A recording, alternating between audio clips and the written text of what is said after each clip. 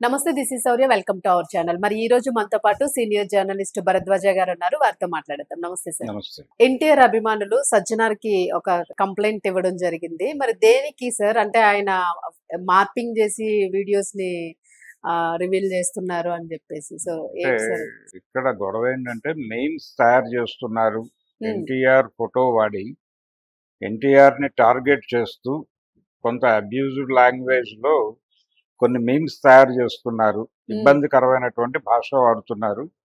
అలాగే ఆయన్ని రెడిక్యూల్ చేస్తూ ఈ మీమ్స్ తయారు చేసి వాళ్ళు ఎక్కడ పెడుతున్నారు ఇవన్నీ? హ్మ్. ఎన్టీఆర్‌కి సంబంధించిన ఏదైనా ఒక అప్డేట్ ఉండి ఒక వెబ్‌సైట్‌లో ఒక వార్త రాస్తే ఆ వార్త గురించి కామెంట్ చేయడానికి ఒక కామెంట్ బాక్స్ ఉంటుంది.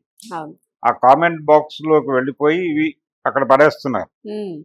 ఈ మీమ్స్ అన్నీ కూడా.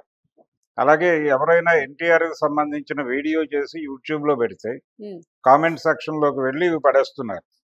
అయితే ఒక సెక్షన్ ఆఫ్ పీపుల్ జనరల్‌గా ఏదైనా వీడియో గాని, లేకపోతే ఏదైనా వెబ్‌సైట్‌లో ఒక వార్త గాని చదవటానికి ముందు ఆల్రెడీ చదివేసిన వాళ్ళు లేదా చూసేసిన వాళ్ళు ఏం మాట్లాడారో చూసి అప్పుడు వీడియోలోకెళ్దాం అనేటువంటి బ్యాచ్ ఒకటుంటుంది. వాళ్ళు ఈ కామెంట్ సెక్షన్ ఓపెన్ చేసినప్పుడు ఈ మీమ్స్ ప్రముఖంగా కనిపిస్తున్నాయి. అందులో ఎన్టీఆర్ ఫోటోని ఏ లెవెల్‌లో మార్ఫింగ్ చేస్తున్నారంటే వాళ్ళు, ఆయన అంటే ఒక న్యూడ్ బాడీకి ఆయన తలకాయ అంటించి కూడా వాళ్ళు హ్మ్. ఫోటోలు పెట్టేస్తున్నారు. ఇలాంటి దుర్మార్గాలు జరుగుతున్నాయి. ఇదంతా వార్ 2 తర్వాత జరుగుతోంది. వార్ 2 రిలీజ్ దగ్గర నుంచి ఈ అటాకింగ్ ప్రోగ్రామ్ అనేది జరుగుతోంది అనేది ఎన్టీఆర్ అభిమానులు ఈరోజు సజ్జనార్‌ని కలిసి ఇచ్చినటువంటి కంప్లెయింట్‌లో ఉన్న విషయం. హ్మ్. కాబట్టి ఇమ్మీడియేట్‌గా వీళ్ళ మీద చర్యలు తీసుకోమని కోరారు వాళ్ళు.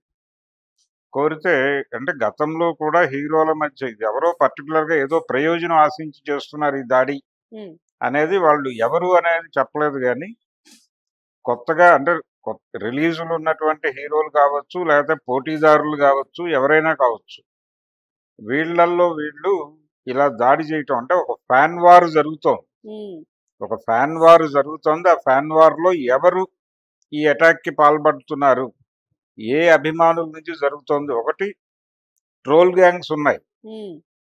ఈ ట్రోల్ గ్యాంగ్స్ అనేవి ఎవరు అద్దెకు తీసుకున్నా వాళ్ళకి అద్దెకి వెళ్ళిపోతారు. వెళ్ళిపోయి వాళ్ళు చెప్పినటువంటి ప్రోగ్రామ్ చేస్తారు. మీరు డబ్బులిచ్చేసి ఒక ట్రోల్ గ్యాంగ్‌ని హైర్ చేసుకొని, మీకు వ్యతిరేకంగా ఉన్న వాళ్ళ గురించిన డీటెయిల్స్ వాళ్ళకి చెప్పేస్తే వాళ్ళు వాళ్ళని ఎలా రెడిక్యూల్ చేయాలో అలా రెడిక్యూల్ చేస్తూ మీమ్స్ తయారు చేసి పెడుతూ ఉంటారు. హ్మ్. మనం చాలా సందర్భాల్లో చూస్తూ ఉంటాం. ఏదో వీడియో కింద కామెంట్ సెక్షన్ ఓపెన్ చేయగానే ఇలాంటివి కనిపిస్తాయి. అలాగే మా జ్యోతిష్యాలయానికి రండి. హ్మ్. జనరల్‌గా ఒక హ్మ్. చంద్రబాబు నాయుడు లైవో లేకపోతే జగన్మోహన్ రెడ్డి లైవో నడుస్తున్న వీడియో కింద కూడా అవును. ఈ జ్యోతిష్యాలయం తాలూకా యాడ్లు ఇవి వచ్చేస్తూ ఉంటాయి. హ్మ్. అంటే ఇదొక ప్రమోషనల్ యాక్టివిటీ కింద తీసుకొని కొంతమంది పనిచేస్తున్నారు. హ్మ్. వీళ్ళేం చేస్తున్నారంటే ఇలాంటి వాళ్ళని హైర్ చేసుకొని వాళ్ళకి డబ్బులిచ్చి వీళ్ళకి వ్యతిరేకంగా అంటే ఎవరినైతే టార్గెట్ చేయదలుచుకున్నారో హ్మ్. వాళ్ళ మీద మీమ్స్ తయారు చేసి పెట్టేయమని చెప్తున్నారు. హ్మ్. దానికేదో కొంత పేమెంట్ తీసుకొని వీళ్ళు ఆ దాడి చేసేస్తున్నారు. ఎవరు చేయిస్తున్నారు అనేది కూడా మీరే కనిపెట్టండి అని సజ్జనార్ గారిని కోరారు వీళ్ళు. ఓకే. కానీ అది ట్రాక్ అవ్వటం అంత ఈజీ కాదు. ఎందుకంటే ఎవరి ద్వారానో డబ్బులొస్తాయి వాళ్ళకి. దీనికి 4, 5 హ్యాండ్స్ తిరుగుతాయి. అయితే ఆయన చేసిన పనేంటంటే ఇమ్మీడియేట్‌గా ఎవరైతే ఈ కామెంట్స్ పెట్టారో వాళ్ళని ట్రాక్ చేసి అంటే వాళ్ళ ఐడీలు ట్రాక్ చేసి అక్కడి వరకు అవి డిలీట్ చేసే ప్రయత్నం అయితే జరిగింది. హ్మ్. డిలీట్ చేయించారు గానీ అది చాలదు. ఇది ఎవరు నడుపుతున్నారు అనేది చూడాలి. ఇప్పుడు కొంచెం కష్టంగా ఉంది గానీ అంటే డిజిటల్ మీడియా వచ్చేసిన తర్వాత ఈ మీమ్స్ తయారు చేసి అటాక్ చేయటంతో గందరగోళం ఏర్పడుతోంది గానీ మొదటి నుంచి ఫ్యాన్ వార్ అనేది ఉంది మనకి. అవును. ఓ కల్చర్. పోస్టర్‌ల మీద అవును. పేడేసుకోవటం అనే కల్చర్ ఒకటుండేది పాతకాలంలో. పాత రోజుల్లో. హ్మ్. అక్కడి నుంచి మొదలై ఇప్పుడు ఇక్కడి దాకా వచ్చింది. అంటే ఇప్పుడు ఇది ఇంకా దారుణంగా తయారైపోయి పర్సనల్ వ్యవహారాలు కూడా. ఇప్పుడు వాళ్ళ ఫ్యామిలీ ఫోటోలు కూడా ఇంటర్నెట్‌లో దొరుకుతాయి. హ్మ్. ఇప్పుడు ఆయన వైఫు, పిల్లలతో ఉన్నటువంటి ఫోటో ఏదో దొరుకుతుంది. అక్కడ వాళ్ళ కాన్వర్జేషన్ వల్గర్ లాంగ్వేజ్‌లో రాసేసి పెట్టి అక్కడ పెట్టేస్తున్నారు. అవును. ఇలాంటి దారుణాలు కూడా వెళ్తున్నాయి. అందుకని ఇది నిజానికి ఇండస్ట్రీ పట్టించుకోవాల్సిన అంశం. సజ్జన్నార్ ఒక పోలీస్ ఆఫీసర్గా ఆయన చేయగలిగింది ఏదో ఆయన చేస్తాడు. కానీ ఈ కల్చర్ కరెక్ట్ కాదు అని చెప్పి టోటల్గా ఇండస్ట్రీలో ఉన్నటువంటి అన్ని విభాగాలు కలిసి కూర్చుని ఒక సమావేశం నిర్వహించి ఈ రకమైనటువంటి కల్చర్ మనం ప్రమోట్ చేయొద్దు, ప్రతి హీరో కూడా వారి వారి అభిమానులతో విడివిడిగా సమావేశాలు జరిపి ఇలా ఒక కంప్లైంట్ వెళ్ళింది కాబట్టి మన వైపు నుంచి ఇలాంటివి జరగకుండా చూసుకోండి, మన సినిమాని ప్రమోట్ చేసుకుందాం, మన సినిమా బాగుంది లేదా అవతల పాటు సినిమాలో ఉన్నటువంటి లోపాలు ఏవైనా ఉంటే దాని గురించి మాట్లాడదాం. ఇప్పుడు వార్ 2 సినిమా అనేది బాలేదు, సినిమా కంటెంట్ గానే బాలేదు కాబట్టి ఆ సినిమా బాలేదు, నిరుత్సాహపరిచింది, ఎన్టీఆర్ కష్టపడినా ప్రయోజనం దక్కలేదు, ఇలాంటి పాజిటివ్ అంశాలు పెట్టచ్చు.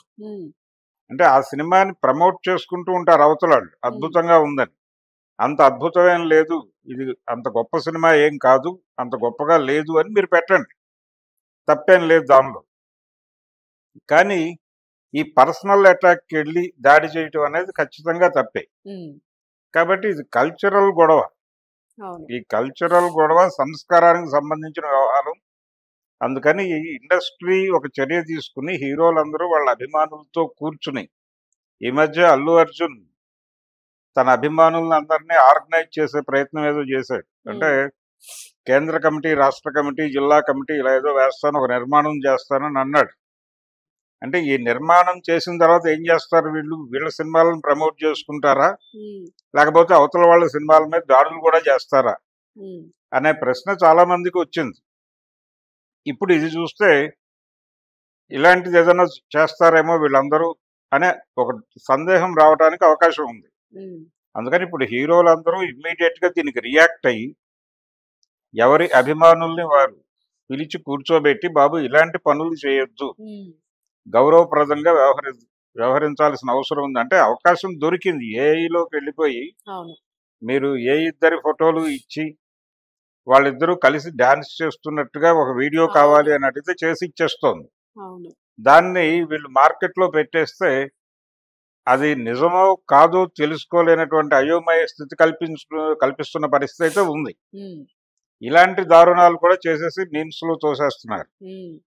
అందుకని ఇలాంటి ప్రమాదాన్ని నివారించడానికి చర్యలు తీసుకోవాల్సినటువంటిది పోలీసు విభాగం మాత్రమే కాదు, సినిమా పరిశ్రమకి జవాబుదారీగా ఉన్నటువంటి ఫిలిం ఛాంబర్ పట్టించుకుని ఇమ్మీడియట్ గా హీరోలతో ఒక సమావేశం ఏర్పాటు చేసి, బాబు మీరు మీ అభిమానుల్ని కూర్చోబెట్టి ప్రతి ఒక్కరు వారి వారి అభిమానులతో కూర్చుని ఈ కల్చర్ ని ప్రమోట్ చేయకుండా ఉండండి అని చెప్పాల్సిన అవసరం ఉంది. అదేదో పోలీసులు కనిపెట్టి బలానా హీరో అభిమానులు ఈ పని చేశారు అని చెప్పి వాళ్ళని తీసుకెళ్లి కోర్టులో పెట్టినప్పుడు పోయే పరువు కంటే కూడా, అప్పుడు నిజానికి అవతల హీరో డ్యామేజ్ అవడం కంటే కూడా ఎవరు చేయించారో ఆ హీరో ఎక్కువ డ్యామేజ్ అవుతాడు. అందుకని ఈ కల్చర్ ప్రమోషన్ ని అడ్డుకోవాల్సినటువంటి నైతిక బాధ్యత ఉంటుంది వాళ్ళకి. ఈ విషయాలని స్పష్టంగా హీరోలకి చెప్పి, బాబు ఈ పనులు చేయకుండా అని అభిమానులతో మాట్లాడేలాగా వాళ్ళని చొరవ తీసుకునేందుకు కూర్చోబెట్టి మాట్లాడాల్సిన అవసరం ఛాంబర్కు ఉంది.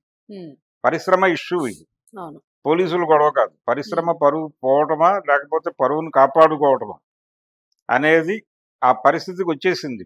అభిమానులు ఎప్పుడైతే పోలీసులను అప్రోచ్ అయ్యి ఎవరో హీరో అభిమానులు వాంటెడ్ గా మా మీద దాడి చేస్తున్నారు, మా హీరోని రెడిక్యూల్ చేస్తున్నారు అని చెప్పి వెళ్ళి మాట్లాడారు. అక్కడ నేను చూసుకుంటాను అని హామీ ఇచ్చాడు ఆయన. ఆల్రెడీ కొన్ని కామెంట్స్ డిలీట్ చేశారు. ఇది నెమ్మదిగా ట్రాక్ చేసుకుంటూ వెళ్తే ఏదో ఒక రోజున అసలు తీగ దొరికే అవకాశం ఉంది. ఆ రోజున పోయే పరువును దృష్టిలో పెట్టుకుని ఇప్పుడే కన్ఫెస్ అయిపోయి ఇక ఫర్దర్ గా ఇలాంటి మిస్టేక్స్ జరగకుండా ఒక నిర్ణయం తీసుకోగలిగితే బాగుంటుంది, ఆరోగ్యకరంగా ఉంటుంది. Thank you. Thank you.